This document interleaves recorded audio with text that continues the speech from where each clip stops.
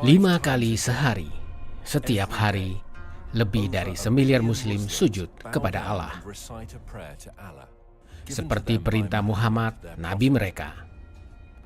Setiap hari, 5 kali sehari, mereka berkiblat ke batu hitam di kota suci Mekah dan tunduk pada agama Islam. Mereka sholat berjemaah di seluruh dunia untuk menunjukkan solidaritas sebagai umat Muslim. Muhammad adalah nabi mereka, Al-Quran kitab sucinya, dan Mekah kota suci mereka.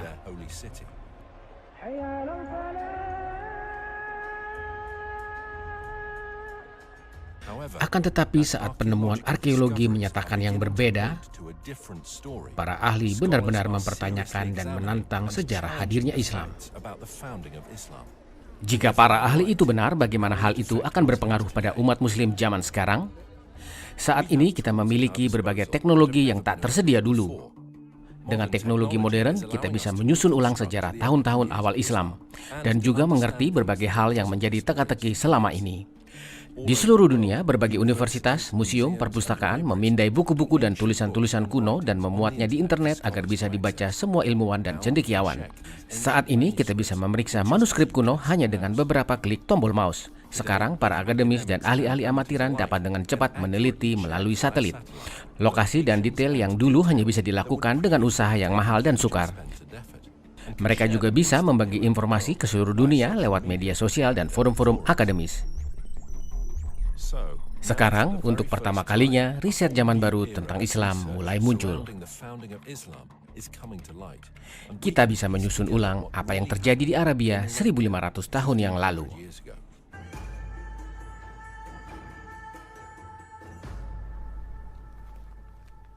Penulis dan sejarawan Dan Gibson menghabiskan sebagian besar hidupnya di Timur Tengah. Dia telah melakukan penelitian mendalam tentang masyarakat dan tempat-tempat dunia kuno sebelum Islam. Aku pertama kali datang ke Arabia di usia awal 20-an. 30 tahun aku habiskan untuk menyelidiki bagian dunia ini yang sungguh istimewa. Aku mengumpulkan berbagai keterangan untuk teori baru yang radikal yang aku yakin akan mengubah pengertian kita akan masa lalu. Penelitian selama bertahun-tahun membuatku berkesimpulan bahwa Islam dimulai di tempat lain dari yang selama ini dikenal dalam sejarah Islam. Di berbagai tulisan awal Islam yang kuno terdapat berbagai pertanda dan referensi yang menunjukkan kebenaran tersembunyi tentang misteri kota Mekah. Tahun 2002 aku ikut konferensi penyelidikan Nabatia yang diadakan di sini, Petra, Yordania, oleh Universitas Al-Husain bin Talal. Di konferensi itu aku berbicara dengan ahli arkeologi terkemuka dari Saudi Arabia dan Yordania. Aku bertanya khusus tentang catatan-catatan arkeologi di Mekah. Meskipun tidak mau disebut namanya atau dikutip, mereka mengakui bahwa tidak ada catatan atau arkeologi apapun di Mekah sebelum tahun 800. Aku tadinya mengira mereka akan bersikeras bahwa Mekah adalah kota yang dikelilingi tembok, dengan berbagai rumah, tempat-tempat umum, tempat-tempat ibadah. Tapi kata mereka, semua itu tidak ada di Mekah. Apakah kamu tahu bahwa Mekah hanya disebut satu kali saja di seluruh Al-Quran? Para Muslim menghubungkan nama-nama lain dengan Mekah, nama seperti tempat berkumpul terlarang, atau rumah suci, atau Beka yang berarti tempat-tempat ratapan. Semua julukan itu dihubungkan dengan Mekah di zaman ini. Namun Al-Quran sendiri tidak menerangkan bahwa semua julukan itu adalah Mekah. Muslim-Muslim ahli Islam tampaknya semua setuju akan hal ini. Tapi di tahun-tahun belakangan, sebagian ahli sejarah mulai bertanya-tanya. Mereka menyadari bahwa Mekah adalah tempat-tempat yang gersang, tandus, dan tidak terletak pada jalur dagang kafilah kuno. Orang-orang membayangkan para pedagang kafilah membawa barang-barang seperti rempah-rempah, kemenyan, dan barang-barang eksotis lainnya. Tapi menurut riset baru-baru ini, zaman Muhammad, barang-barang itu sudah tidak diperdagangkan lagi. Masyarakat Arab berdagang kulit dan baju. Dan ini bukanlah barang-barang yang bisa mencukupi kebutuhan kota besar, yang dijabarkan sebagai ibu dari segala kota dan pusat jalur perdagangan. Lihatlah peta ini, di manakah jalur-jalur perdagangan bersimpangan? Ada 3 tempat-tempat Arabia Utara yang bisa disebut sebagai pusat jalur perdagangan.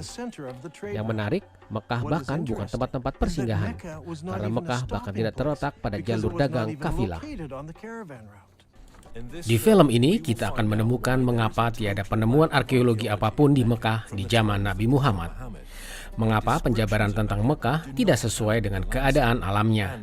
Dan bagaimana perang saudara Muslim di zaman awal Islam telah mengubah fakta tentang Islam? Kalau umat Muslim di seluruh dunia percaya bahwa kota suci dan nabinya dulu hidup di Mekah, di Saudi Arabia, Dan Gibson yakin bahwa bukti-bukti menunjukkan hal yang sebaliknya. Sewaktu aku dulu mempelajari sejarah Arabia, aku menemukan bukti-bukti yang tak menunjuk ke Mekah, tapi ke arah Arabia Utara, tempat asal-usul Islam. Sampai sekarang, semua setuju bahwa Mekah adalah kota suci Islam. Setiap Muslim percaya bahwa kiblat sholat adalah ke Batu Hitam di Mekah. Tapi setelah riset bertahun-tahun dan penjelajahan di sepenanjung Arabia, aku punya pengertian baru yang radikal tentang sejarah Islam. Aku yakin bahwa dalam proses mengerti sejarah Islam, ada sebuah kesalahan yang mendasar. Ini bukan kesalahan yang sengaja dilakukan. Hanyalah salah mengerti akan apa yang terjadi di zaman awal Islam. Setelah itu, para penulis Islam memperbaiki apa yang mereka kira kesalahan tentang sejarah awal. Padahal, itulah yang benar. Apakah mungkin lebih dari 1 miliar umat Islam salah mengerti bagaimana dan di mana agama mereka dimulai? Jika benar begitu, apa dampaknya bukti ini kepada rata-rata umat Muslim yang ingin mengikuti perintah Nabi mereka Muhammad? Kita harus menyelidiki suatu masa dalam sejarah dan keadaannya yang hanya diketahui segelintir orang. Selama berabad-abad, sejarah dunia kuno dan kerajaan-kerajaan Timur Tengah terus dibahas. Tapi tak banyak yang mempelajari sejarah Arabia. Bukan hanya pihak Barat saja yang tak menyelidikinya, tapi orang-orang Arab sendiri juga tidak. Nabi Muhammad lahir di tahun 570 Masehi, di zaman dan tempat-tempat yang tak banyak dikenal orang zaman sekarang. Kakek dan ayahnya adalah pedagang Nabatia dan Muhammad sendiri menikah dengan wanita pedagang. Suatu hari saat Muhammad sedang semedi di sebuah gua, seorang malaikat datang. Malaikat itu mengajarkan kata-kata doa kepada Allah. Setelah itu istrinya meyakinkan Muhammad bahwa yang datang benar-benar malaikat dan bahwa ia dipanggil untuk jadi nabi Tuhan. Semasa hidupnya, malaikat yang sama sering mengunjunginya. Dan setiap kali dia datang, ada wahyu baru. Wahyu-wahyu yang diterima Muhammad ini lalu dikumpulkan dan disusun dalam Al-Quran. Adel Ishamari belajar tentang Islam di perguruan tinggi Islam di Kuwait. Selama bertahun-tahun, dia dan Dan telah berteman baik. Mereka berdua sering berdiskusi secara mendalam tentang iman dan sejarah. Pesan Muhammad adalah hanya ada satu Tuhan dan Muhammad adalah nabi terakhirnya. Hal ini membuat masyarakat Mekah marah karena mereka menyembah banyak Tuhan. Mereka menyembah banyak berhala, karena itulah mereka jadi marah. Setelah itu, Muhammad dan pengikutnya pun mulai ditindas. Muhammad dan para pengikutnya pun memutuskan untuk hijrah ke Madinah. Muhammad dan para pengikutnya mengalami penindasan. Dia dan beberapa pengikutnya lalu melarikan diri ke Madinah. Masyarakat di kota itu lalu masuk Islam dan Muhammad membentuk pemerintahan di sana. Kita justru bisa mengerti kalender Islam dimulai saat itu. Tak lama kemudian, para pengikutnya mulai menyerang kafilah-kafilah dagang. Kekuasaan dan jumlah mereka bertambah besar, sampai akhirnya semakin banyak yang bergabung.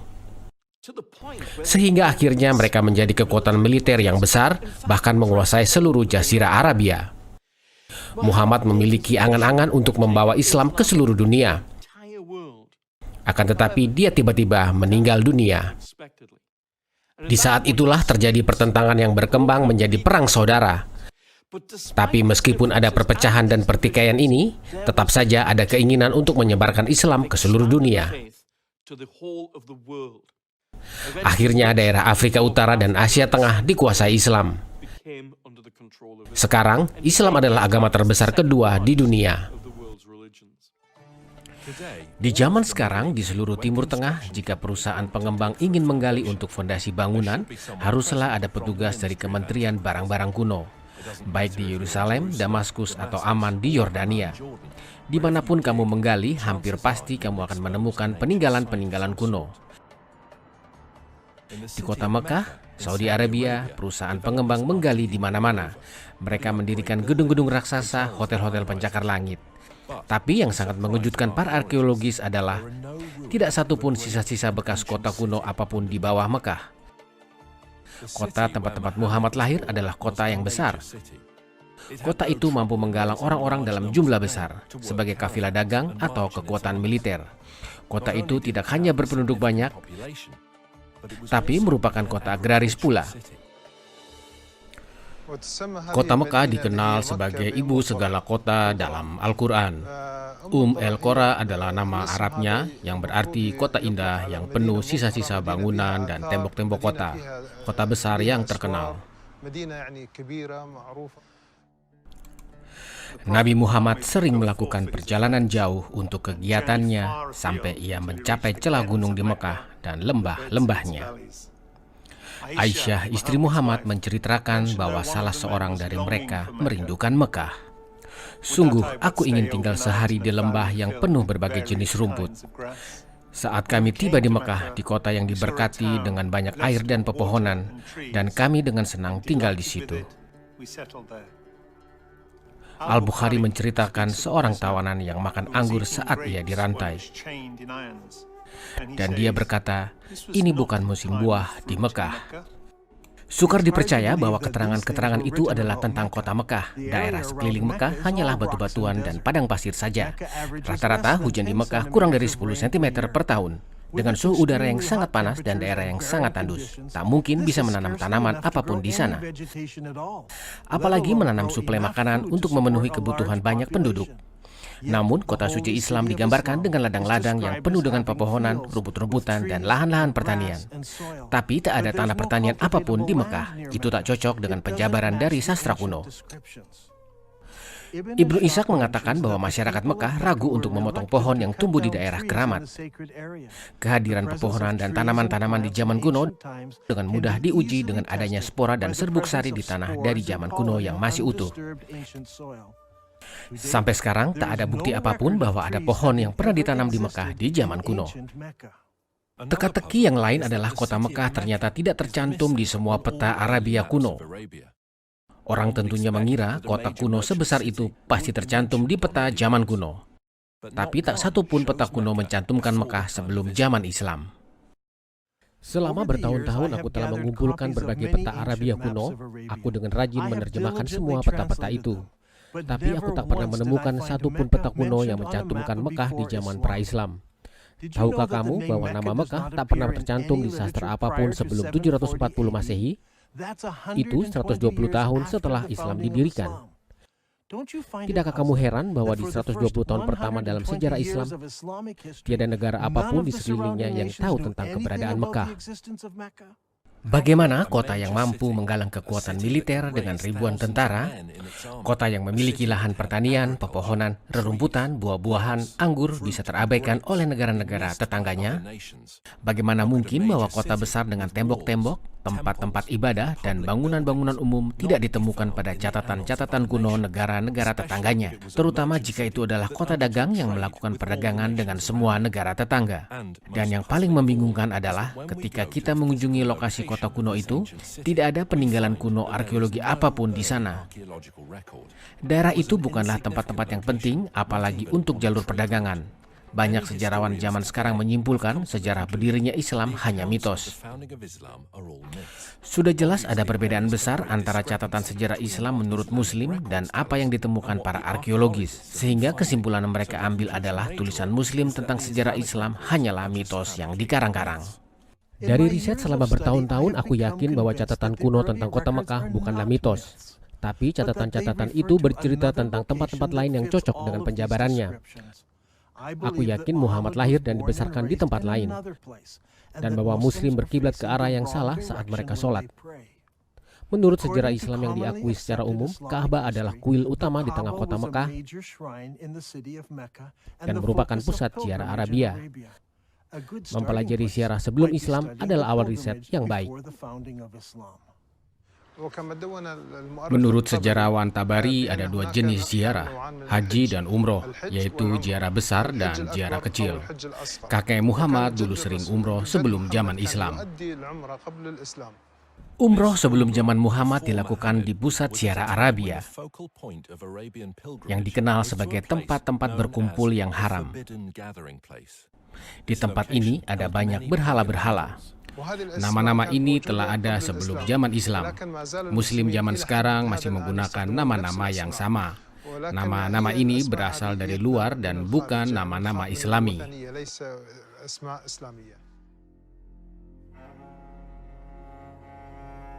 Untuk mengerti apa yang terjadi sebelum zaman Islam di Arabia, kita harus mengerti pentingnya tempat-tempat keramat bagi masyarakat kuno Arabia. Sejak zaman kuno, agama Timur Tengah kuno, Tuhan lebih bersifat lokal ketimbang universal. Para pembaca sejarah zaman sekarang telah banyak dipengaruhi oleh konsep Yunani Romawi tentang panteon bagi semua dewa, sehingga mereka gagal untuk menyadari betapa pentingnya bagi masyarakat kuno Arab Tuhan dari daerah tertentu. Bagi masyarakat Arab kuno ada Tuhan-Tuhan yang hidup di daerah Mesopotamia, Tuhan-Tuhan yang hidup di Mesir, Tuhan-Tuhan yang hidup di Yunani, dan seterusnya. Kafilah-kafilah dagang Arab yang melalui daerah tertentu akan menghormati Tuhan-Tuhan di daerah itu. Mereka tidak menentang Tuhan-Tuhan yang tinggal di daerah lain. Yang mereka tentang adalah Tuhan-Tuhan dalam bentuk manusia atau hewan. Mereka lebih memilih bentuk-bentuk geometris. Contohnya, inilah Tuhan yang berbentuk kotak, yang di situ berbentuk segitiga. Masing-masing Tuhan di sini dianggap sebagai Tuhan lokal yang harus dihormati jika melalui daerah kekuasaannya. Kepercayaan seperti itu dengan sendirinya menerima berbagai lokasi dan daerah yang suci bagi Tuhan-Tuhan tertentu. Karena itulah daerah di sekitar kuil seperti lembah atau gurun pasir bisa dianggap keramat. Tempat-tempat ibadah ini akan memiliki area-area tempat berkumpul orang banyak di mana bahkan musuh pun akan aman di situ. Karena kekerasan dilarang dilakukan di tempat-tempat keramat. Ketika para turis datang melihat keindahan Wadi Ram di Yordania Selatan yang mengagumkan, mereka seringkali terpukau dengan keindahan lembah-lembah yang penuh bebatuan terjal. Sehingga kuil bagi Dewi Lat atau Alat bagi sebagian orang luput dari perhatian mereka. Kuil Nabatia ini punya daerah keramat yang terletak di depan kuil, dengan gunung-gunung yang mengelilingi kuil keramat itu. Sebelum zaman Islam, masyarakat Arab terbagi-bagi dalam berbagai kelompok. Mereka juga menyembah Tuhan yang berbeda-beda. Mereka juga seringkali saling berperang karena masalah-masalah antar suku. Hal yang menyatukan mereka adalah ziarah ke tempat-tempat berkumpul kuno yang sama. Al-Quran menyebut tempat-tempat itu Masjid Al-Haram atau tempat-tempat berkumpul terlarang. Masjid berarti berkumpul dan sekarang dimengerti sebagai tempat-tempat ibadah Muslim. Di zaman pra-Islam tak ada bangunan masjid. Zaman dahulu masjid hanyalah tempat-tempat berkumpul. Tempat-tempat berkumpul terlarang merupakan tempat keramat bagi perlindungan dan keamanan, di mana kegiatan sehari-hari berhenti dan kekerasan dilarang atau diharamkan. Konsep haram atau terlarang diterapkan dengan keras di Islam. Masjid Al-Haram disebut dalam Al-Quran dan terletak di kota suci Islam. Seluruh daerah di sekeliling Masjid Al-Haram merupakan daerah terlarang. Allah telah menjadikan Mekah tempat suci dari sebelumnya sampai seterusnya akan tetap begitu. Tiada seorang pun boleh memetik buah atau mencabut pohon atau berburu binatang. Jadi kita punya dua penjelasan tentang kota suci Islam yang asli. Ini adalah tempat-tempat terlarang di mana pembunuhan diharamkan dan juga merupakan pusat ziarah selama berabad-abad sebelum zaman Islam. Sekarang lihat ini, kebanyakan torehan-torehan pada bebatuan di Yordania Selatan dibuat oleh orang-orang yang berziarah ke kota kuno Petra di Yordania Selatan. Ribuan orang menorehkan nama mereka dan juga pesan-pesan pribadi di atas batu selagi mereka melakukan perjalanan ke Petra untuk naik haji. Ini menjadi masalah bagi kita. Mekah adalah tempat yang tak dikenal di masa sebelum Islam dan di masa berdirinya Islam. Penjabaran tentang Mekah seperti pusat jalur perdagangan, ibu segala kota, pusat ibadah haji zaman kuno ternyata tidak cocok. Bagaimana kita bisa memecahkan masalah ini? Jawabannya muncul dari Islam itu sendiri. Di zaman sekarang, arah kiblat semua masjid adalah ke Ka'bah. Ada tempat di dalam masjid berupa ceruk yang disebut mihrab, di mana imam akan berdiri dan memimpin sholat. Tapi di zaman awal Islam tidak ada mihrab, yang ada hanyalah tembok yang menghadap arah kiblat. Seluruh gedung mengarah ke Ka'bah. Dalam Islam, semua muslim mengakui bahwa arah kiblat adalah ke Mekah di Saudi Arabia. Di zaman sekarang, tak ada yang mempertanyakan arah kiblat. Al-Quran memberitahu muslim bahwa mereka punya arah kiblat. Al-Quran tidak memberitahu nama kota arah kiblat dahulu. Yang disebut hanyalah Masjid Al-Haram atau tempat-tempat berkumpul terlarang. Umat muslim percaya bahwa dulu arah kiblat adalah ke Yerusalem. Menurut berbagai sumber literatur Islam, di tahun 6204 Masehi, Muhammad mengubah kiblat ke Mekah. Muhammad menyatakan ini di Al-Quran, surah 2 Al-Baqarah. Dan sungguh pemindahan kiblat itu terasa berat, kecuali bagi orang-orang yang telah diberi petunjuk oleh Allah. Dan Allah tidak akan menyia-nyiakan imanmu. Maka sungguh kami akan memalingkan kamu ke kiblat yang kamu sukai. Palingkanlah wajahmu ke arah Masjid Al-Haram. Dan di mana saja kamu berada, palingkanlah mukamu ke arahnya. Sebagai sejarawan bagi Jazirah Arabia, aku selalu ingin tahu arah kiblat yang pertama. Ke arah manakah Muhammad sholat sebelum arah kiblat dirubah? Apakah ke Suriah seperti yang diklaim sebagian orang, atau ke arah lainkah? Jika kita mengadakan penyelidikan ini 100 tahun yang lalu, maka dibutuhkan waktu yang sangat lama dan penelitian yang sukar. Kita harus menjelajahi dunia untuk mencari daerah-daerah kuno, untuk menemukan masjid-masjid tertua di dunia Islam. Sekarang, dalam waktu singkat, kita bisa melakukan apa yang dulu dibutuhkan waktu seumur hidup. Google Earth memungkinkan kita melihat suatu daerah dari angkasa. Situs-situs seperti ArcNet bisa menggabungkan riset yang dilakukan ratusan profesor dan mahasiswa. Kita bisa mengamati struktur bangunan dari berbagai kriteria. Pertama, kita pilih bangunan-bangunan Islam, pilih tanggalnya untuk membuat daftar yang kronologis, lalu tentukan kapan bangunan itu dibangun. Periksa arah kiblatnya dengan menggunakan Google Earth, dan kumpulkan datanya untuk menemukan kapan arah kiblat berubah ke Mekah. Ini akan menghasilkan data yang kokoh untuk bisa kita teliti. Menentukan arah kiblat bukanlah ilmu pasti. Sebagian masjid-masjid kuno seperti yang ini tidak berbentuk persegi sempurna. Jadi peneliti harus menemukan tembok kiblat dan menarik garis tegak lurus dari tembok ini. Karena bangunan-bangunan zaman dulu tidaklah persegi, kita tidak bisa menggunakan tembok samping dan belakang. Ini adalah mihrab dari masjid kuno. Masyarakat Arab kuno menetapkan kiblat dengan menggunakan lokasi bintang-bintang dan mereka sangat tepat. Cara terbaik untuk menemukan arah kiblat adalah dengan mendatangi masjid itu dan menggunakan perangkat GPS yang tepat.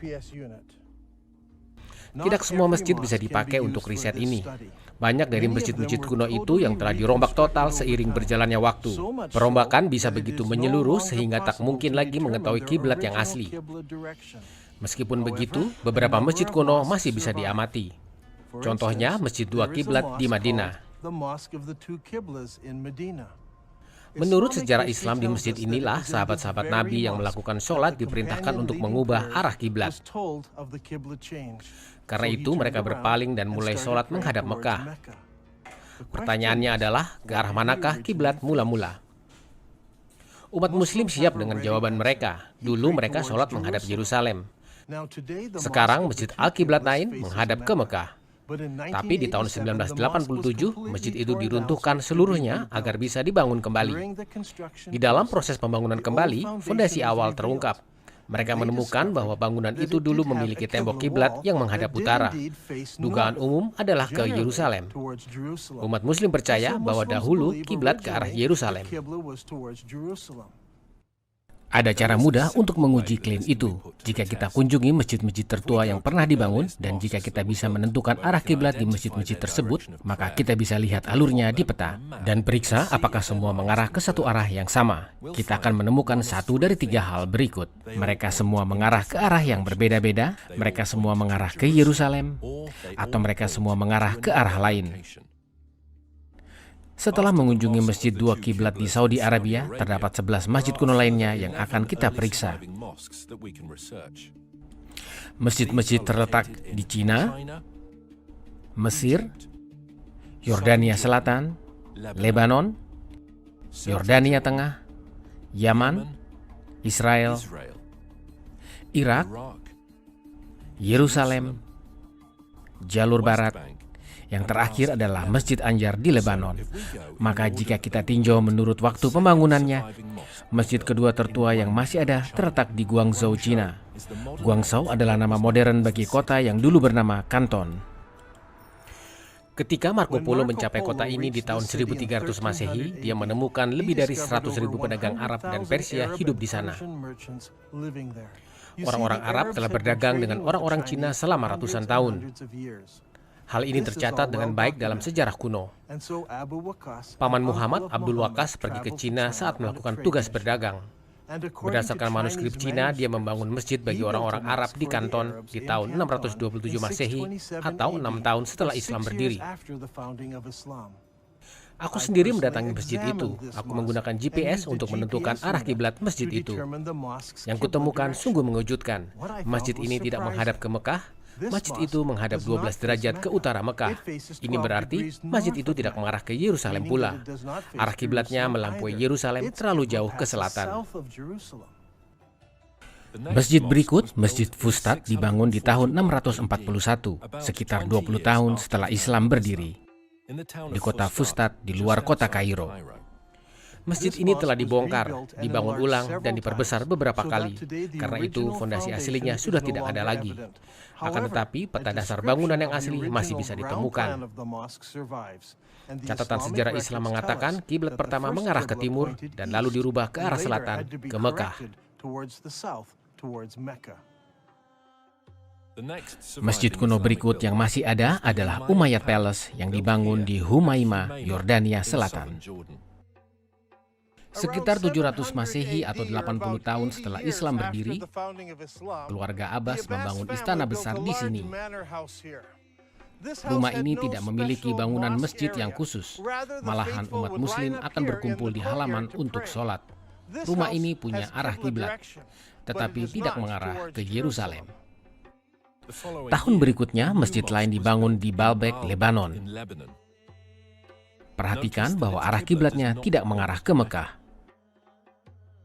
Setahun kemudian, dinasti Umayyad membangun masjid yang besar dan megah di sini, di Amman, Citadel, Yordania. Masjid ini mengarah ke selatan, tetapi Mekah ada di situ. 2 tahun setelah itu, di tahun 705 Masehi atau 80 tahun setelah Islam berdiri, umat muslim membangun masjid Sana yang megah di ibu kota negara Yaman. Meskipun tampaknya masjid ini mengarah ke arah Mekah, tapi sebenarnya menyimpang terlalu jauh ke barat dari Yerusalem. Tahun berikutnya, 706 Masehi, dinasti Umayyad membangun Masjid Kirbat Al-Minya, yang merupakan kompleks istana yang besar di Israel di pantai Galilea. Di kompleks istana ini ada ruangan khusus yang digunakan sebagai masjid. Berdasarkan tulisan di pintu gerbangnya, gedung ini dibangun 87 tahun setelah Islam berdiri oleh penguasa muslim bernama Al-Walid. Bangunan dan masjid ini tidak berkiblat ke Yerusalem. Di tahun yang sama, umat muslim juga membangun Masjid Wasid di Irak. Awalnya, ahli-ahli arkeologi membuat klaim bahwa kiblat masjid itu ke Yerusalem. Tetapi penyelidikan selanjutnya menunjukkan bahwa kiblatnya ke sebelah selatan Yerusalem. Masjid berikut adalah Masjid Al-Aqsa di Yerusalem yang dibangun di tahun 706. Masjid ini bukan kubah sakrah, tapi masjid tua lain yang terletak di sebelah selatannya. Masjid itu sudah terletak di Yerusalem. Akan tetapi tetap memiliki kiblat yang tidak mengarah ke Mekah.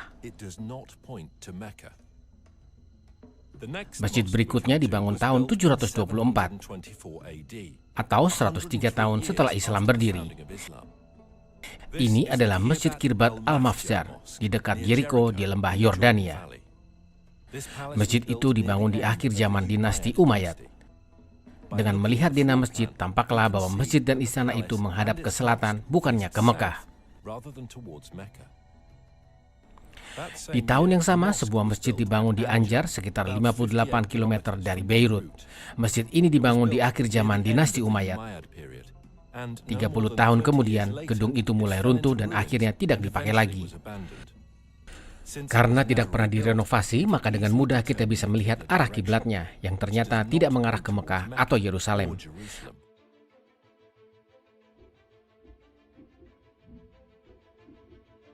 Mari kita susun semua keterangan ini dalam satu peta.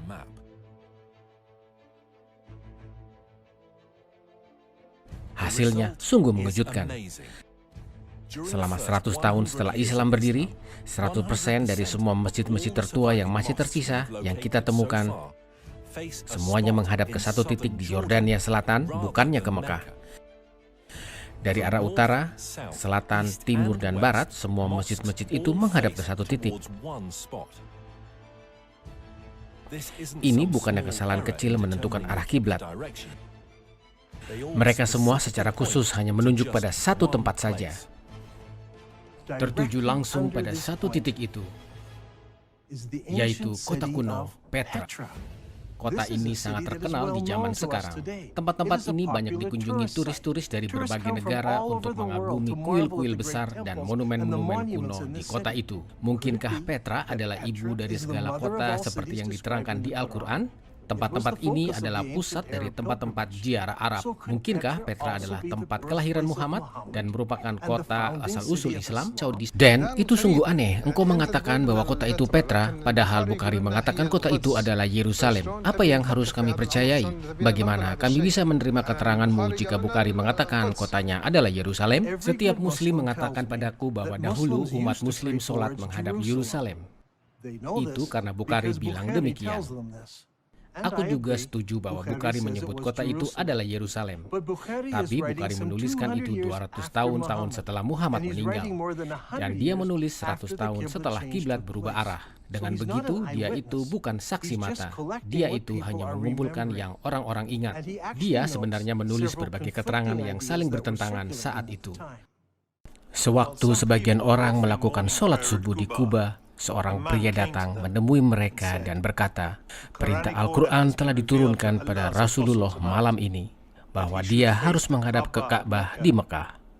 Dengan begitu, kalian juga harus berpaling menghadap ke sana. Di saat itu, arah kiblatnya ke Syria. Dan setelah mendengar itu, mereka berpaling menghadap ke Mekah. Aku yakin bahwa sewaktu Muhammad masih hidup di Medina, dia sholat menghadap ke utara, Petra, yang merupakan provinsi Syria yang dikuasai oleh pasukan Romawi. Saat Bukhari mengumpulkan kisah-kisahnya, orang-orang telah melupakan Petra. Tetapi setiap orang ingat bahwa kakek buyut mereka dulu sholat menghadap Syria. Dan Al-Quran mengatakan pada kami bahwa Masjid Al-Haram itu terletak di Beka. Di mana sih letak Beka sebenarnya? Mereka yang mengungkit keterangan tentang Beka mengajukan pendapat yang menarik.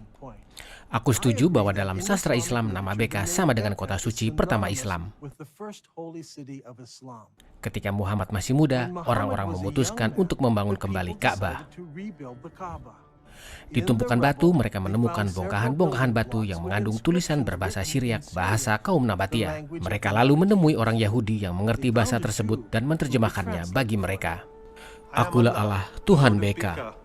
Aku ciptakan kota itu di saat yang sama aku menciptakan surga dan bumi, membentuk matahari dan bulan, dan aku kelilingi dengan 7 malaikat-malaikat suci.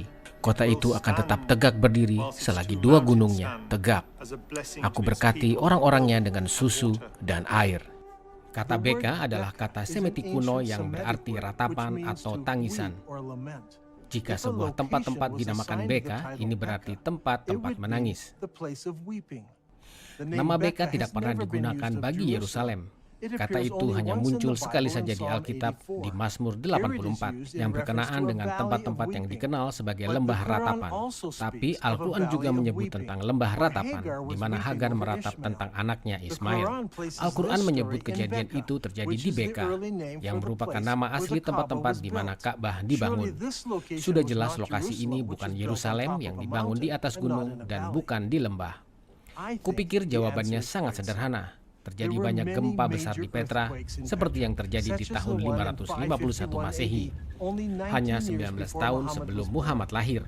Yang kita tahu, di tahun itu sebagian besar kota Petra hancur.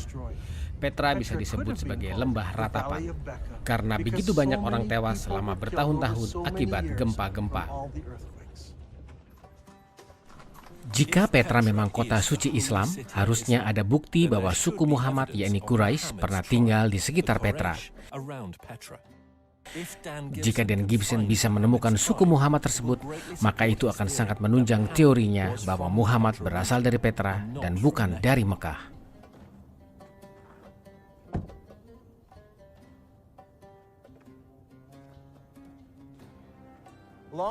Dahulu kala daerah ini bernama Hawa dan sekarang Homema.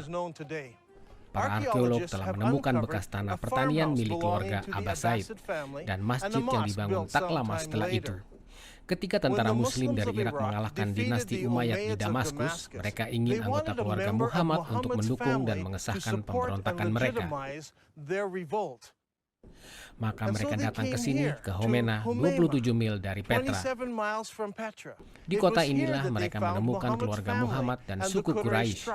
Mereka tidak pergi ke Mekah di Saudi Arabia atau ke Madinah. Mereka datang ke sini, ke Homema, 27 mil dari Petra. Disinilah tempat-tempat mereka menemukan suku Quraisy dan keluarga Muhammad, bukannya di Saudi Arabia. Sejauh ini kita temukan bahwa semua masjid tertua Islam berkiblat ke arah Petra di Syria. Tapi apakah cocok dengan penjelasan literatur Islam tentang kota suci Islam yang asli? Ada sebuah kisah yang disampaikan oleh semua penulis riwayat hidup Muhammad yang terawal. Kisah ini tentang Abdullah, ayah Muhammad. Suatu hari dia bekerja di ladangnya dan lalu dia pulang dengan tangan berlumuran tanah. Dia mengunjungi istrinya yang pertama dan mengatakan, "Tidurlah denganku." Istrinya tidak mau karena dia kotor. Karena itu dia keluar cuci tangan lalu mengunjungi istri keduanya, Aminah. Lalu Aminah hamil dan lahirlah Muhammad. Yang penting bagi kita adalah semua penulis sirah tertua memakai kata Arab yang sama untuk tanah yang melumuri tangan Abdullah, yakni tanah gembur atau berlumpur untuk pertanian. Masalahnya tak ada tanah yang bisa diolah jadi pertanian apapun di Mekah. Akan tetapi di Petra ada banyak air, tanah pertanian, dan pepohonan. Menurut para arkeolog, di Petra ada taman-taman pribadi dan taman-taman untuk umum, juga akuaduk dan pipa-pipa keramik yang mengalirkan air ke kota. Para arkeolog juga menemukan pepohonan yang menghasilkan buah-buahan seperti anggur dan juga kebun-kebun di kota Petra kuno. Bahkan di zaman sekarang juga terdapat lahan-lahan pertanian antara Petra dan Al-Baida yang letaknya 5 km dari Petra. Dengan menyelidiki tanah dari zaman kuno, para ahli riset mengetahui bahwa 100 tahun yang lalu, bukit-bukit di sekitar Petra ditutupi pohon-pohon seperti oak, juniper, pistachio, dan karab. Kota suci tidak hanya punya berbagai jenis pohon pertanian, tetapi juga merupakan kota yang dikelilingi tembok. Ibnu Ishaq berkata, mereka mengepungnya saat dia berada pada satu sisi dari tembok-tembok Mekah. Ini sangat membingungkan karena Mekah tidak punya tembok kota apapun. Sebagian orang mengatakan bahwa ini mungkin adalah tembok-tembok rumah di Mekah. Tetapi Ibnu Ishaq dengan sangat jelas mengatakan tembok-tembok kota Mekah. Tetapi Mekah bukanlah kota yang dikelilingi tembok. Bagaimana dengan Petra? Petra dibangun di sebuah lembah. Di sekelilingnya ada pegunungan dengan berbagai tebingnya. Tebing-tebing itu bisa berfungsi seperti tembok. Masyarakat Petra membangun tembok dari satu tebing gunung ke tebing gunung lainnya, dari sisi lembah yang di sini dan juga pada sisi lembah yang di sana. Sehingga Petra memiliki tembok-tembok yang mengelilingi kota. Ciri khas Petra yang lain adalah kota itu punya saluran-saluran air yang sangat unik. Biasanya engkau punya sebuah lembah dengan gunung di sebelah kiri dan gunung lain di sebelah kanan, dan ada sungai yang mengalir di tengah lembah. Tapi di kasus ini, di zaman dahulu terjadi gempa yang meretakkan gunung-gunung, sehingga ada retakan di bagian gunung itu, air mengalir melalui retakan itu, melalui lembah, lalu mengalir ke retakan gunung di sebelahnya. Kaum Nabatiyah membangun jalanan dari satu sisi gunung ke sisi lainnya, dan juga saluran air di sampingnya. Mari kita ke situ. Dalam Islam, salah satu kewajiban ibadah haji adalah berlari bolak-balik 7 kali di antara dua gunung bernama Marwah dan Safa. Menariknya, menurut Bukhari, Muhammad berlari di jalur anak sungai di antara dua gunung. Tetapi ada masalah, Safa dan Marwah hanyalah gundukan batu kecil sekarang. Sekarang gundukan batu itu terletak di bala masjid. Di gambar kota Mekah kuno tidak ada jalur anak sungai di antara kedua gundukan batu itu. Tetapi di Petra keterangan itu cocok sekali dari satu gunung ke gunung lainnya. Ada 4 jalan masuk ke lembah Petra. Karena Petra merupakan lembah, orang bisa masuk dari kedua ujung lembah. Di tahun penaklukan Mekah, sang Nabi masuk Mekah melalui bagian atasnya. Tapi ada cara lain untuk masuk Petra. Catatan kuno menerangkan bahwa orang bisa masuk atau keluar kota suci melalui retakan atau celah pada bebatuan. Dalam bahasa Arab itu disebut Itania. Al-Bukhari menyebutnya beberapa kali. Rasulullah sering masuk Mekah dari Tania tinggi dan meninggalkan Mekah dari Tania rendah.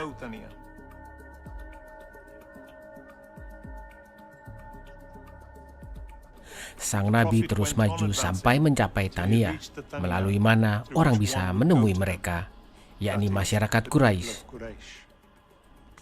Ada 2 Tania untuk masuk Petra. Salah satunya adalah jalur sempit terkenal yang sering dilalui para turis untuk masuk kota. Jalur lainnya agak jauh di jalanan bertiang melewati ngare-ngare yang berliku-liku, hingga sampai ke daerah kosong bernama Wadi Araba di bawah Laut Mati. Petra juga memiliki banyak kuil. Di sini tampak sisa kuil yang dikenal sebagai singa-singa bersayap atau kuil Al-Uzza. Di belakangku adalah Kaser Al-Bentede atau kuil Dewa Dusara. Pegunungan pendek ini adalah tempat-tempat tinggal para dewa, dan di jantung gunung ada kuil Dewa El Dusara.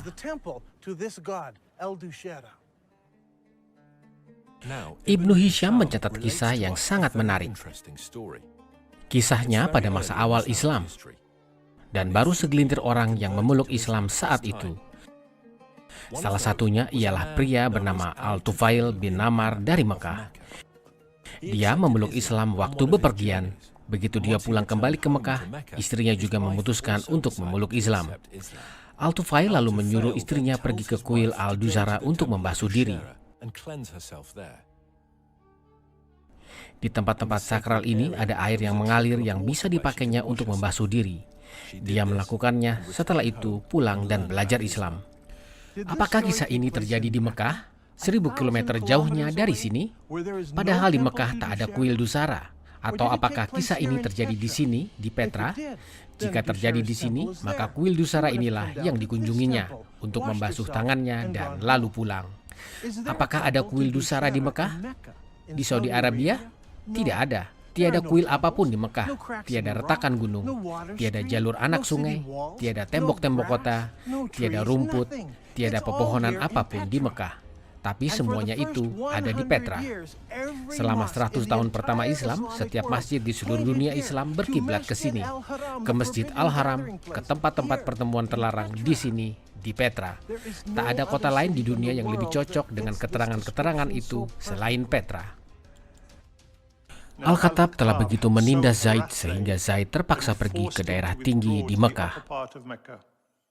Di sana dia berhenti di Gunung Hira, berhadapan dengan kota. Menarik untuk diamati bahwa menurut kisah itu, Gunung Hira terletak di dataran tinggi Mekah. Jika sekarang engkau pergi ke Mekah, engkau bisa melihat bahwa Gua Hira tidak berhadapan dengan kota Mekah. Tetapi di sini, di Petra, bagian tinggi kota ada di sebelah utara jalan bertiang, dan bagian rendah kota ada di sebelah selatan jalan bertiang. Kota ini sebenarnya terbelah 2 oleh jalan bertiang itu.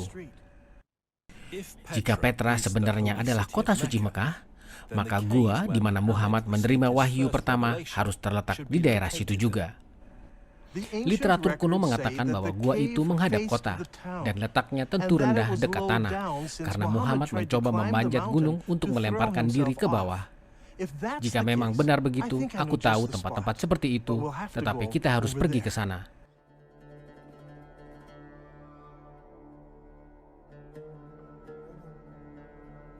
Di tempat-tempat seperti inilah kita temukan banyak dewa-dewa kotak.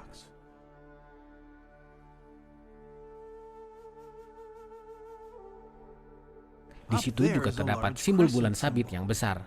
Ini adalah tempat-tempat yang cocok bagi seorang pemuda yang bertapa untuk mencari makna hidup. Penampakan dan lokasi gua ini cocok dengan penjelasan di literatur kuno.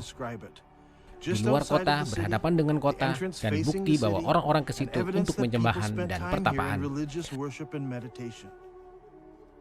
Aku yakin inilah salah satu tempat-tempat tersuci dalam Islam di sini loh, di Petra.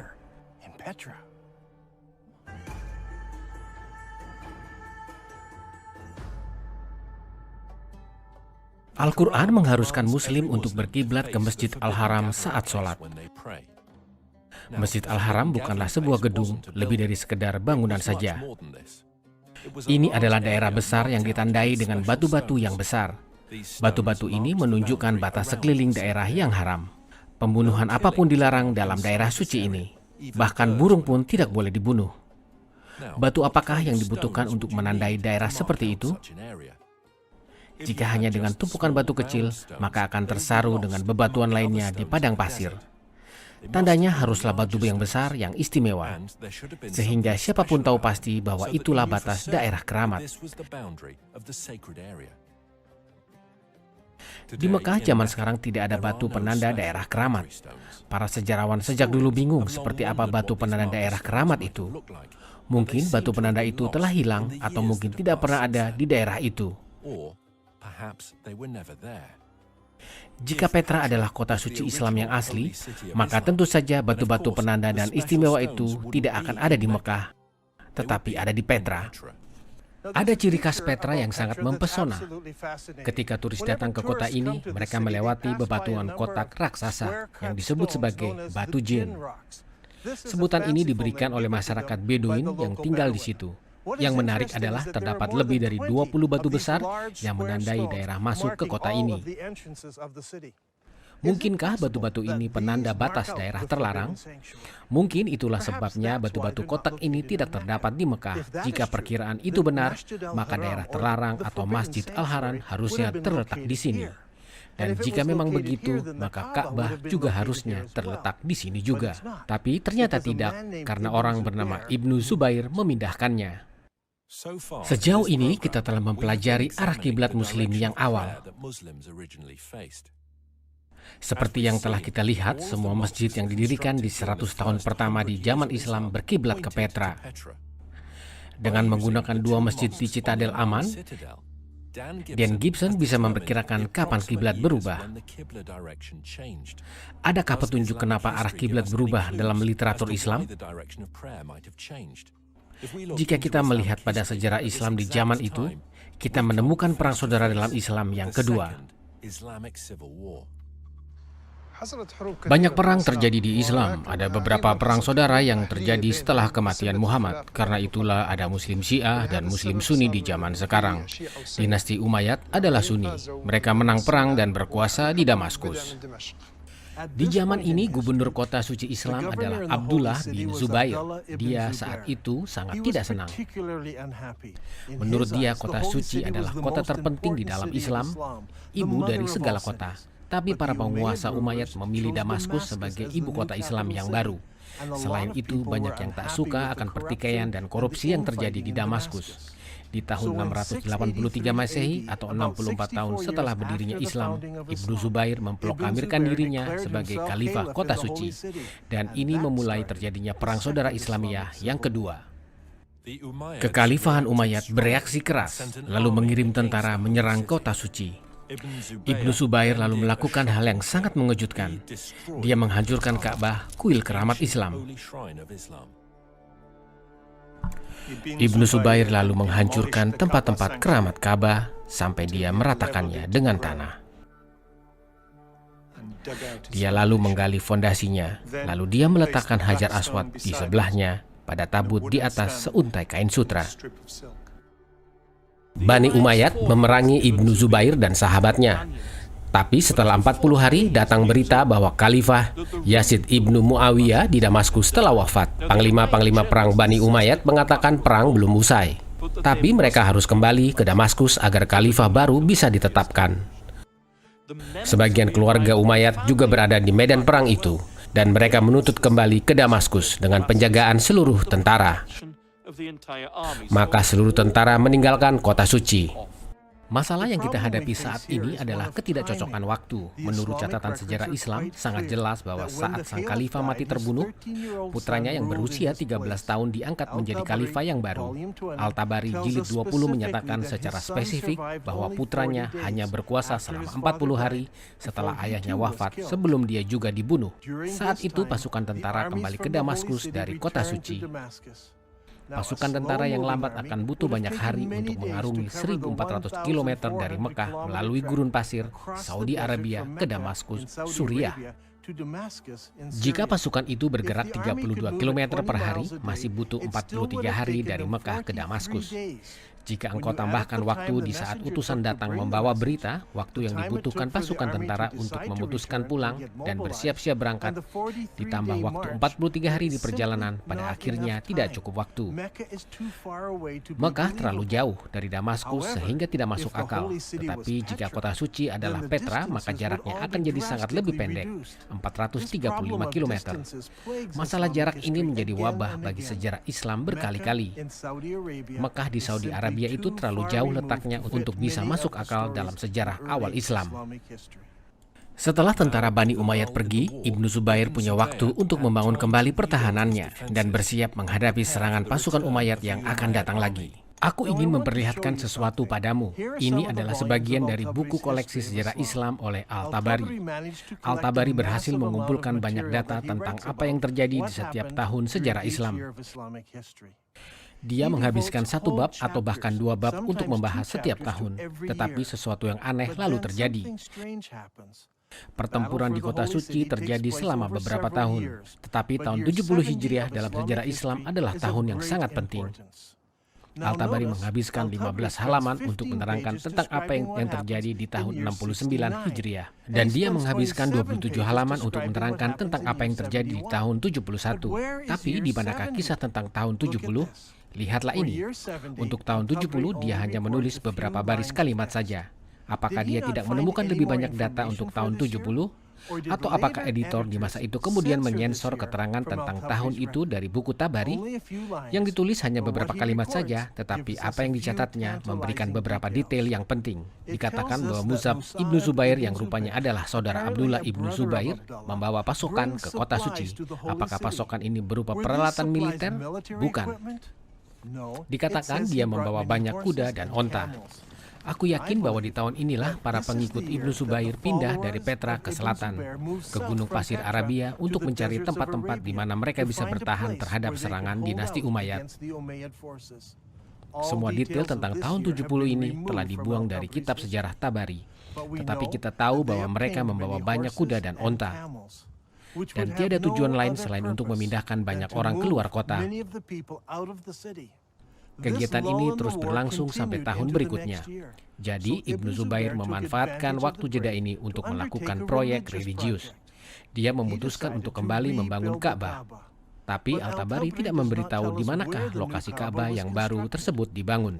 Apakah di Petra atau apakah di lokasi baru yang jauh lebih aman, yakni di Mekah yang nun jauh di sana. Aku yakin Ka'bah yang baru dibangun di Saudi Arabia dan Hajar Aswad dipindahkan juga dari Petra ke Mekah. Jadi, andai kata sekalipun Ibnu Zubair kalah di kota suci, dia masih memiliki batu hitam dan Ka'bah yang baru. Setelah khalifah yang baru ditetapkan, tentara Umayyad kembali menyerang kota suci. Kali ini jumlah tentaranya lebih besar, dengan persenjataan yang lebih berat. Di antaranya adalah mesin pelontar batu atau manjanik. Perang antara Ibnu Zubair melawan Al-Hajjaj berlangsung selama 6 bulan 17 malam di tengah lembah Mekah. Yusuf ibnu Mahak berkata, "Aku melihat manjanik dengan batu-batu besar didorong maju. Langit menggelegar dan petir meledak, dan suara guntur dan petir lebih keras dari suara batu-batu, sehingga suara batu tidak terdengar."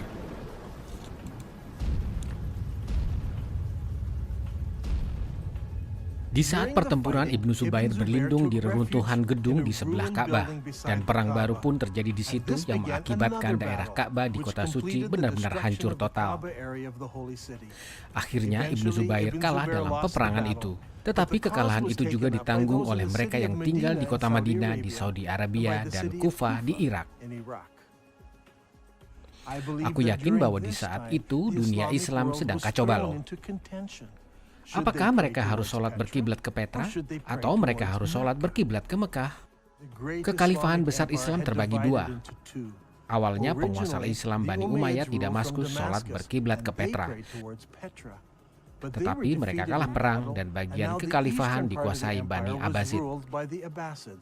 Bani Abbasid mengarahkan kiblat ke Mekah.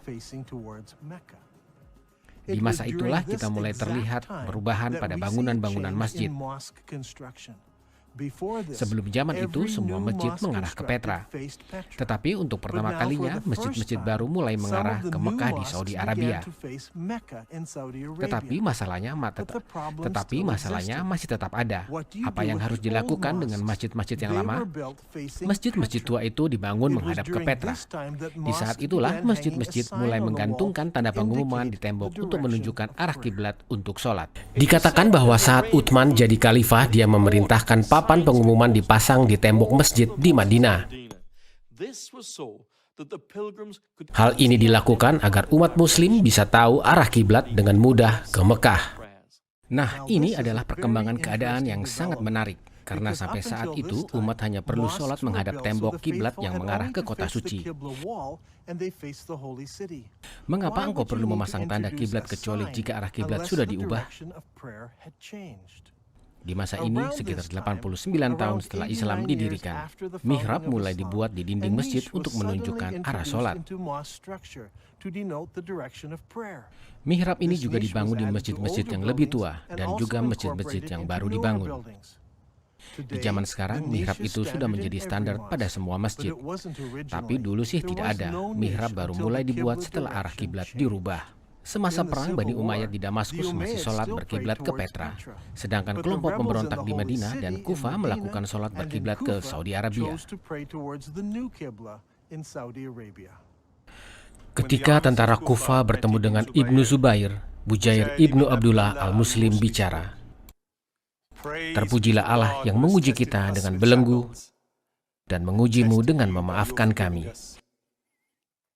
Ibnu Zubair, "Kami adalah orang-orang yang beralih ke kiblat yang sama denganmu." Sungguh kalimat yang aneh. Kami adalah orang-orang yang beralih ke kiblat yang sama denganmu. Sejarawan Muslim berdalih bahwa ini berarti mengarah ke kiblat yang sama seperti Muslim lainnya. Tetapi sekarang kita telah melihat segala bukti yang menjelaskan terjadinya perubahan kiblat di saat itu. Maka kalimat Bujair itu menjelaskan kejadian penting tersebut. Masyarakat Kufah bergabung dengan Ibnu Zubair dengan cara menerima kiblatnya. Inilah kunci untuk bisa mengerti apa yang terjadi selanjutnya. Meskipun Ibnu Zubair akhirnya dibunuh dan kelihatannya seperti kalah dalam perang saudara ini, kota Kufah berperan besar dalam terbentuknya dinasti Islam yang baru, Bani Abbasid. Dan Kufah juga jadi pusat agama dan tempat-tempat untuk menduplikat Al-Quran. Di dunia Islam, keadaan jadi kacau balau. Tidak hanya umat Muslim terpecah karena masalah politik, tapi juga karena masalah religius. Taat pada Allah seperti yang diwahyukan oleh Muhammad adalah intisari ajaran Islam. Haruskah umat muslim taat pada Muhammad dan Al-Quran dengan melakukan sholat menghadap ke tempat-tempat pertemuan yang terlarang di Petra? Atau haruskah umat muslim sholat menghadap rumah suci Ka'bah dan Batu Hitam di Saudi Arabia? Sejauh ini, Dan Gibson telah menjelaskan bahwa masjid-masjid di abad pertama Islam berkiblat ke Petra di Yordania. Sekarang, bagaimana dengan masjid di abad kedua Islam? Apakah masjid-masjid itu juga berkiblat ke Petra? Sejarah perkembangan keadaan jadi menarik. Dalam penyelidikanku, aku menemukan bahwa masjid-masjid yang dibangun di abad kedua Islam berkiblat ke arah yang berbeda. Inilah yang saat kusebut sebagai saat bingung. 102 tahun setelah Islam berdiri, Masjid Umar dibangun di Syria Selatan di kota kuno Bosra. Seperti yang kita bisa lihat, arah kiblat masjid tidak ke Mekah dan sudah jelas juga tidak mengarah ke Petra. 5 tahun kemudian, penguasa Islam membangun sebuah istana di gurun pasir Syria yang disebut dengan nama Qasr al-Hayr al-Gharbi. Inilah denah kompleks istana dengan masjid di sebelah sudut kanan kompleks. Seluruh kompleks menghadap arah di antara Petra dan Mekah. 2 tahun kemudian dibangun istana Qasr al-Hayr al-Sharqi di Syria, sekitar 100 km dari Palmyra. Jika kita amati denah gedung istana, maka tampak bahwa masjid dan istana tidak menghadap ke Petra atau Mekah. Dan sekali lagi, mengarah di antara keduanya. Apakah ada sesuatu yang terjadi sehingga pembangunan masjid enggan memilih antara Petra dan Mekah? Sehingga mereka memilih kiblat di antara keduanya. Kita bisa melihat bahwa arah kiblat Masjid Al-Sharqi itu persis terletak di antara Petra dan Mekah. Ini bukan salah arah, tapi usaha sengaja menghindari Petra dan Mekah. Kita harus mencari jawaban akan hal ini di tempat-tempat lain. 109 tahun setelah Islam berdiri, sebuah masjid dibangun di Banbore, Pakistan. Sama seperti masjid-masjid lain di masa ini, masjid ini hanya punya dinding kiblat tanpa nizam. Akan tetapi, masjid ini berkiblat ke Mekah di Saudi Arabia. Untuk pertama kalinya kita melihat masjid pertama yang jelas berkiblat ke Mekah. Mungkin ada masjid-masjid lain di zaman itu yang sudah tidak ada lagi di zaman sekarang. Tetapi masjid ini sangat penting karena inilah masjid yang paling awal yang tersisa yang jelas berkiblat ke Mekah di Saudi Arabia. Yang juga mengejutkan adalah masjid ini dibangun 100 tahun setelah Muhammad wafat. Ini tentu waktu yang sangat terlambat dan menimbulkan banyak masalah dalam sejarah Islam.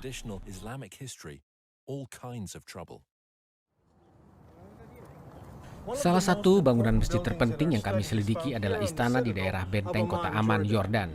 Bangunan istana Umayyad ini dibangun 122 tahun setelah Islam berdiri. Terdapat sebuah masjid tua dari Bani Umayyad di hadapan bangunan istana tersebut. Dan masjid ini mengarah ke Petra. Tetapi sewaktu mereka membangun istana di hadapannya, kiblat masjid di dalam istana ini mengarah ke Mekah. Ini sudah jelas menunjukkan perubahan kiblat yang terjadi dari masjid pertama di depan istana dan kemudian saat istana itu didirikan. Perubahan ini membantu kita menentukan bagaimana dan kapan perubahan kiblat terjadi. Ingatlah bahwa saat istana ini dibangun, nama kota Mekah untuk pertama kalinya muncul di berbagai literatur. Hal yang aneh bahwasanya Mekah tidak disebut selama bertahun-tahun setelah Islam berdiri, tidak di buku-buku literatur kuno maupun buku-buku Islam. Mekah baru disebut setelah perubahan kiblat terjadi. Orang-orang ingin tahu apakah alasannya. Keterangan perubahan kiblat seharusnya tercantum di buku-buku Islam dan sejarah-sejarah Islam, tapi tidak ada keterangan apapun kecuali bahwa arah kiblat berubah. Ini sangat aneh. Masjid besar lainnya dibangun sejauh 32 km dari sebelah selatan kota Amman, Yordania.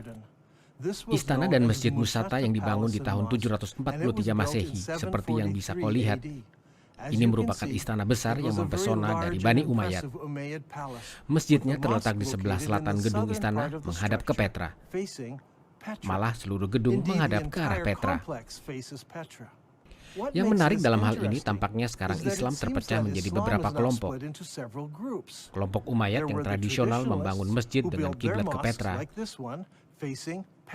Tetapi kelompok Abbasid yang reformis membangun masjid dengan kiblat ke Mekah. Tetapi ada pula kelompok-kelompok lain yang tak mau berpihak pada Umayyad maupun Abbasid. Mereka juga tak mau memilih kiblat ke Petra atau Mekah. Di zaman inilah terjadi perubahan penting dalam sejarah Islam. Penguasa Bani Umayyad di Damaskus dikalahkan oleh Bani Abbasid dari Kufa. Di tahun 754, Khalifah baru yang bernama Al-Mansur memerintahkan pembangunan ibu kota baru di daerah selatan, yaitu di Baghdad, Irak. Kota baru ini disusun dengan desain yang unik dan mencengangkan. Tidak seperti pola kota serampangan yang umum di Timur Tengah.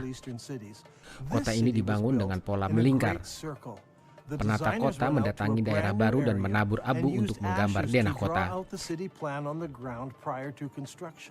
Kota yang selesai dibangun di tahun 767 Masehi itu memiliki diameter seluas 2 km. Seperti yang bisa kau lihat di gambar berikut, masjid kota tidak punya mihrab. Untuk menunjukkan arah sholat, mihrab baru dibangun di masa berikutnya. Satu tembok dibuktikan sebagai arah kiblat yang mengarah ke Mekah. Sejak itu semua masjid berkiblat ke Mekah berdasarkan perintah penguasa dari Bani Abbasid. Jika semua ini benar, Nabi Muhammad dan keempat khalifah teladan dan penerusnya dari kekhalifahan Bani Umayyad yang memerintah dari Damaskus, semuanya sholat berkiblat ke Petra. Tapi di akhir kekuasaan Bani Umayyad terjadi sesuatu yang membuat para pembangun merubah arah masjid-masjid yang mereka bangun. Sebagian masjid berkiblat ke Petra, sebagian lagi ke Mekah, dan sebagian lagi memutuskan untuk jadi netral saja dan mengarah di antara keduanya. Hal ini menimbulkan masalah bagi separuh dunia Islam. Umat Muslim di sebelah barat masih setia pada Bani Umayyad, sehingga dunia Islam sekarang terbelah menjadi dua. Bani Abbasid di Irak menguasai bagian timur kekhalifahan, sedangkan Bani Umayyad menguasai Afrika Utara dan Spanyol. Ini merupakan saat penting dalam sejarah Islam karena Bani Umayyad di Spanyol berkembang dalam kebudayaan, mulai membangun masjid-masjid yang indah. Para pembangun masjid di Spanyol menghadapi suatu masalah. Biasanya semua masjid-masjid Umayyad berkiblat ke Petra, tapi lalu terjadi hal yang mengakibatkan kekacauan besar, yang mengakibatkan masjid-masjid setelah itu tidak mau berkiblat ke arah yang sama.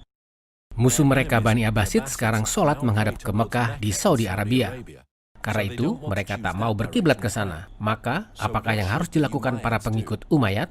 Sewaktu memeriksa masjid yang dibangun Bani Umayyad di Spanyol, aku menemukan perkembangan yang mencengangkan. Pembangun masjid tidak memilih Mekah atau Petra. Seperti yang sudah kita lihat, sebagian pembangun masjid di Timur Tengah memilih mengarahkan arah kiblat di antara kedua kota. Tapi para pembangun masjid di Afrika Utara dan Spanyol memutuskan hal yang berbeda. Selama bertahun-tahun, hal ini membuat banyak para ahli menjadi bingung. Arah kiblat mereka menuju ke arah Afrika Selatan, tetapi semua masjid-masjid di Afrika Utara dan Spanyol mengarah ke berbagai arah yang agak berbeda satu sama lain. Semuanya jadi tampak sangat membingungkan. Akan tetapi kalau dari arah kiblat itu ditarik tegak lurus pada peta, maka bisa dilihat bahwa masjid-masjid di Afrika Utara dan Spanyol memilih garis sejajar dengan arah garis dari Petra ke Mekah. Jadi daripada harus memilih Petra atau Mekah, mereka memilih arah kiblat yang sejajar dengan dua kota itu. Semua Muslim tahu bahwa Mekah itu di Saudi Arabia, tetapi kau mengatakan Petra. Atas dasar apa engkau menghasilkan teori ini? Apakah yang kau pakai sebagai pembimbing dan buktinya apa? Kami tahu Mekah itu di Saudi, maka mengapa engkau mengatakan hal-hal yang berbeda? Jika engkau belum yakin, aku akan tunjukkan bukti yang lain. Ingatkah engkau akan perang saudara Islamiyah yang kedua? Ibnu Zubair membentengi dirinya di kota suci. Tentara Umayyad lalu mengepungnya selama 4 bulan. Di bulan Oktober, tentara Umayyad membawa mesin pelontar batu raksasa ke dekat tembok kota.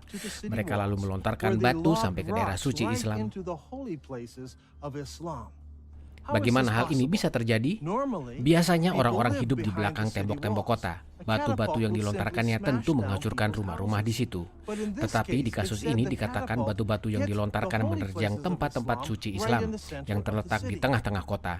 Bagaimana hal ini mungkin terjadi? Tapi di Petra ada daerah khas yang unik. Petra memang punya tembok-tembok kota di daerah utara dan selatan. Di arah selatan, tembok kota menutup semua bagian sampai dinding gunung. Tapi di daerah utara, tembok kota tidak menutup seluruh bagian sampai dinding gunung, karena ada jalur air yang mengalir ke daerah kota. Aku yakin tentara Syria Bani Umayyad mendorong mesin pelontar batu ke daerah saluran air tersebut. Mereka masuk ke tempat-tempat yang terdekat dengan daerah suci kota, dan melontarkan batu-batu ke jantung kota mengenai Ka'bah dan daerah suci Islam.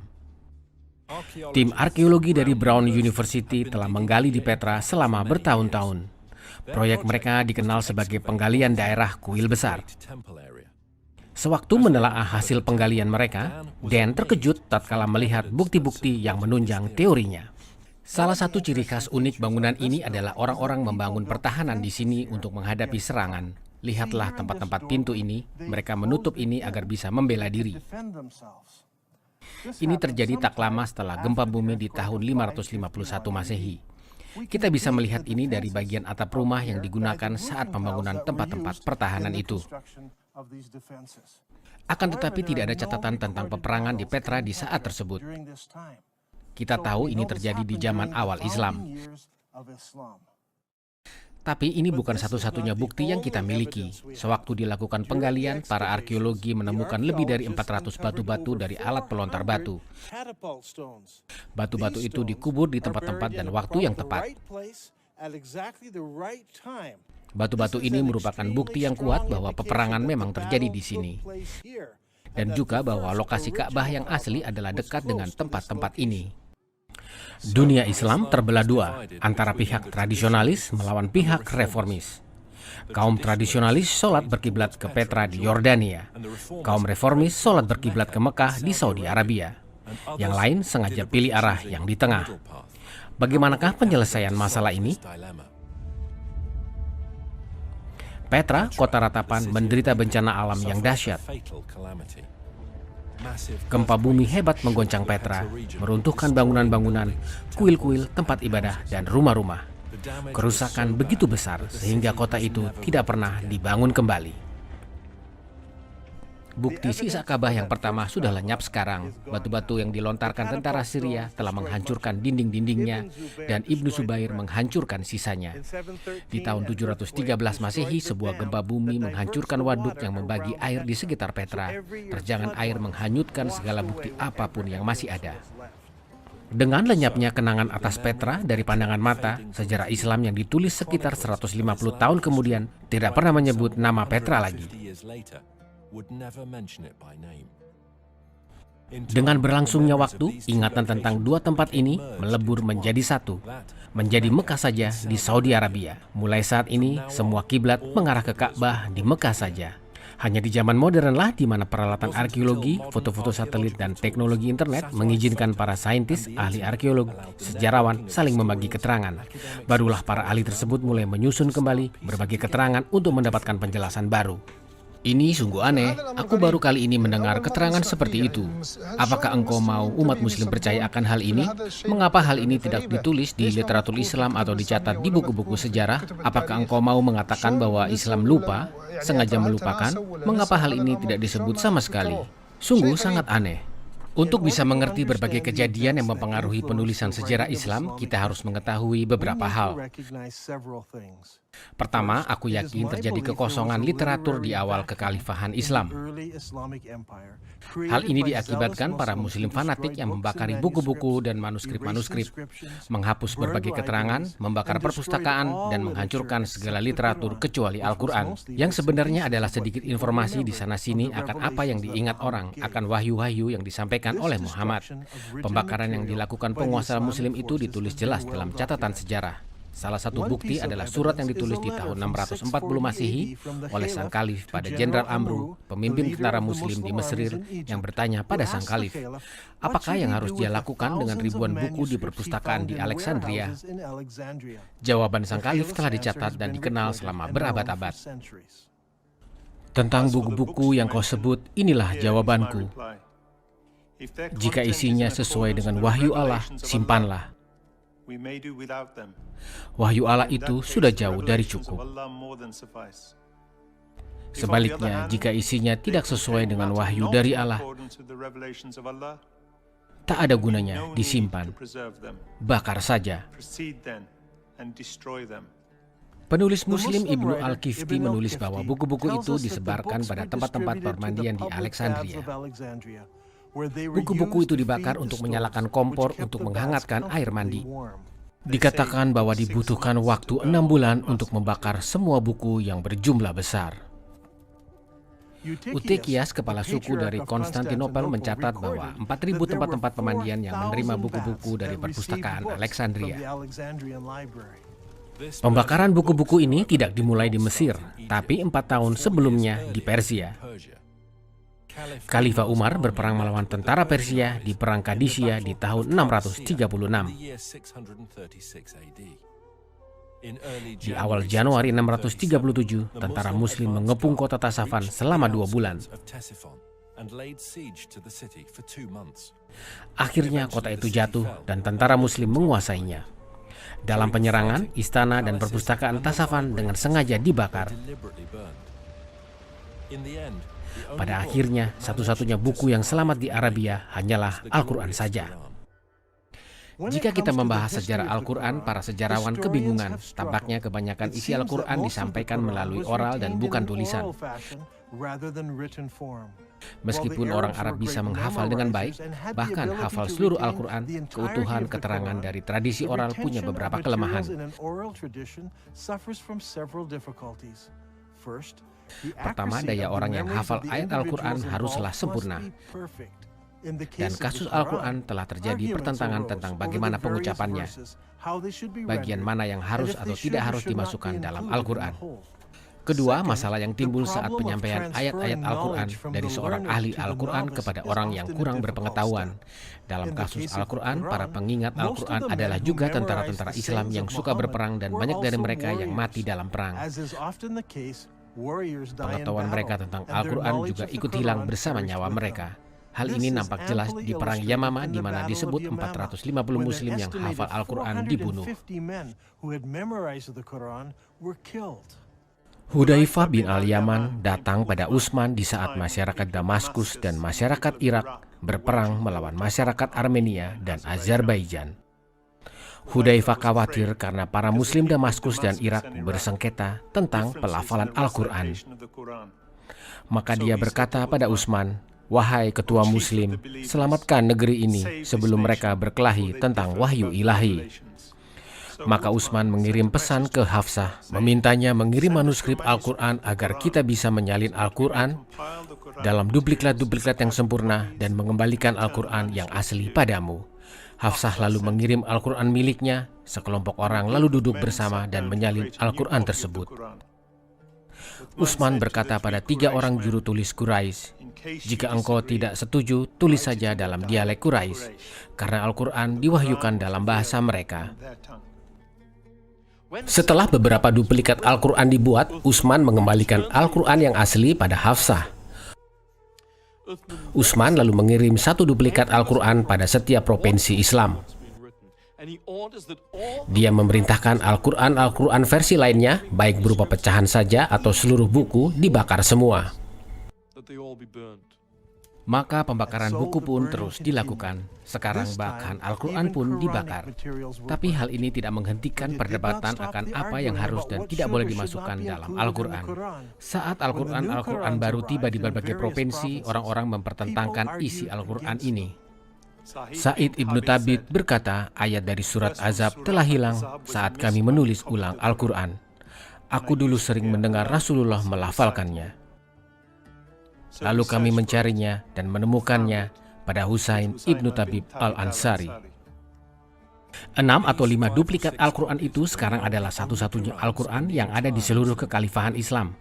Utsman memerintahkan pembakaran Al-Quran versi lainnya. Dia mencoba membakar semua Al-Quran lainnya, kecuali yang disimpan oleh pemimpin-pemimpin provinsi.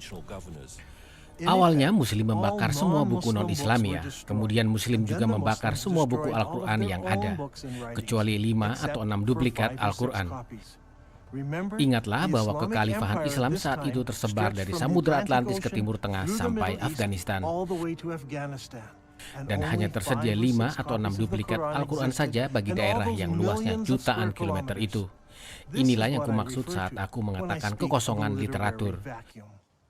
Bertahun-tahun kemudian setelah Bani Abbasid menguasai kekhalifahan Islam, mereka menyadari kekosongan literatur ini. Lalu mereka berusaha memperbaikinya. Masalahnya adalah mereka lebih tertarik menghasilkan sejarah Islam versi Abbasid. Semua literatur Islam yang dihasilkan Bani Abbasid mencerminkan tujuan politik mereka. Sejarah Islam dan hadis yang ditulis di 200 tahun setelah Islam berdiri dikumpulkan, diduplikat, dan disebarkan. Buku-buku Islamiyah yang ditulis di zaman lebih awal dihancurkan atau diedit ulang oleh penulis-penulis di zaman kemudian yang mengira menemukan kesalahan di dalamnya. Di bawah kekuasaan Abbasid terjadi perkembangan di bidang agama, sains, proyek-proyek akademis.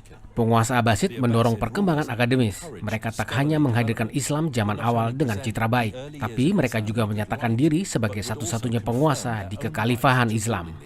Di zaman inilah para penulis Muslim menulis sejarah Islam. Mereka juga mengedit sejarah Islam yang terdahulu. Contohnya, kita sekarang tidak punya riwayat hidup Muhammad yang asli dari Ibnu Ishaq. Ibnu Hisham adalah bagian dari Bani Abbasid dan dia mengedit bagian-bagian yang disebutnya kesalahan-kesalahan yang parah dari tulisan-tulisan Islam Ibnu Ishaq. Setelah Ibnu Hisham mengedit buku Ibnu Ishaq, daerah Islam yang lain mulai menulis tentang sejarah versi mereka sendiri. Mereka menyampaikan keterangan tentang sejarah Islam itu diatur sedemikian rupa sehingga sesuai dengan pandangan religius dan politik Bani Abbasid di zaman itu. Apakah mungkin bahwasanya Muslim di zaman sekarang adalah korban dari berbagai hal yang dipalsukan oleh Bani Abbasid? Apakah Bani Abbasid dengan sengaja mengalihkan Muslim dari kiblat sholat ke tempat-tempat berkumpul yang terlarang di Petra seperti yang diperintahkan di Al-Quran? Dan malah membuat mereka sholat menghadap batu hitam yang sekarang terletak di Mekah? Apakah sampai sekarang Muslim masih ditipu oleh propaganda Abbasid? Aku yakin akal-akalan ini sudah dilakukan saat pemimpin-pemimpin Muslim awal berkumpul bersama untuk mengumpulkan berbagai potongan-potongan Al-Quran. Masalahnya bukanlah pada cara mengumpulkannya, tapi pada penghancuran tulisan apapun yang bertentangan dengan pandangan mereka. Terdapat perbedaan besar antara pemikiran Barat dan pemikiran Muslim. Menurut pandangan Barat, manuskrip yang lebih baru dianggap kurang dapat diandalkan. Karena itu hanyalah duplikat dari duplikat yang lain. Kita harus kembali ke materi yang paling tua, karena itulah yang lebih tepat. Sebaliknya, Muslim berpendapat bahwa manuskrip yang tua tidak bisa diandalkan, dan materi yang baru menggantikan materi yang lama. Bahkan di Al-Quran juga, wahyu yang lebih baru menggantikan wahyu yang lebih lama. Begitu engkau mengizinkan konsep pembatalan, engkau membuka diri untuk menerima perubahan apapun. Jika Bani Abbasid merubah sejarah, maka mereka bertindak lebih jauh dengan mengganti ayat-ayat Al-Quran. Contohnya, bagaimana caranya nama Mekah bisa tercantum di surah 48.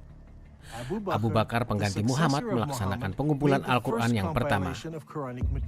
Utsman juga mengumpulkan Al-Quran dan menambahkan materinya pada Al-Quran Abu Bakar. Sejarawan memberitahu bahwa bahkan setelah Utsman mengumpulkan Al-Qurannya, para Muslim ingat ayat-ayat lain yang dihafalkan di zaman Muhammad. Setiap kali Al-Quran baru muncul, Al-Quran itu dianggap sebagai Al-Quran yang paling lengkap.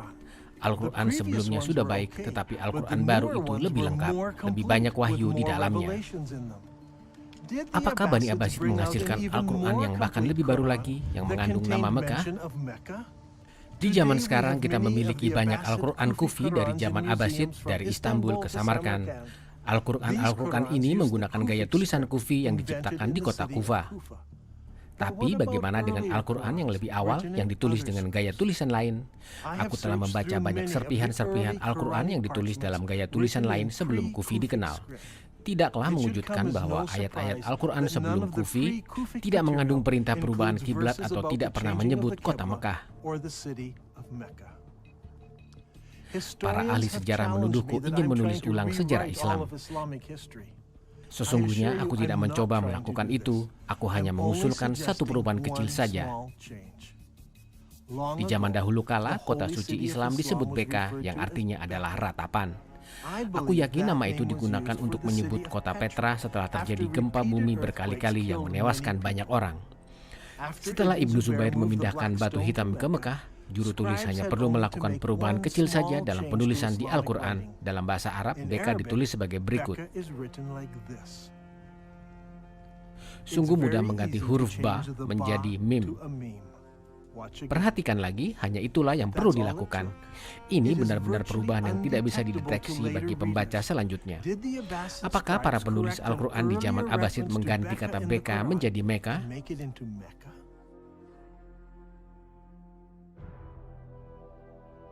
Aku yakin bahwa semua bukti menunjukkan pada Petra sebagai kota suci Beka, yang merupakan tempat-tempat asal-usul Islam.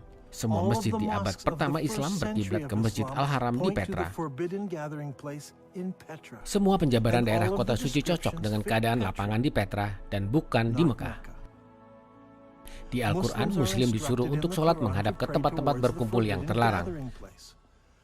Al-Quran tak mengatakan apapun tentang batu hitam.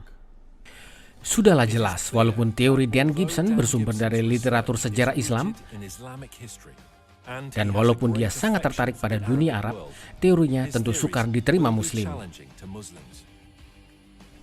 Sewaktu agama-agama di seluruh dunia menghadapi pengamatan yang lebih mendalam untuk membuktikan asal-usul ajarannya, semua agama harus dianalisa dengan seksama. Dan mungkin hal ini sukar dihadapi oleh umatnya. Islam perlu menanyakan apakah mungkin bahwasannya lebih dari 1 miliar umat muslim telah ditipu oleh propaganda kekhalifahan Abbasid tentang bagaimana dan di mana agama tersebut dimulai. Dan jika memang benar begitu, apakah dampaknya bagi umat muslim pada umumnya di zaman sekarang?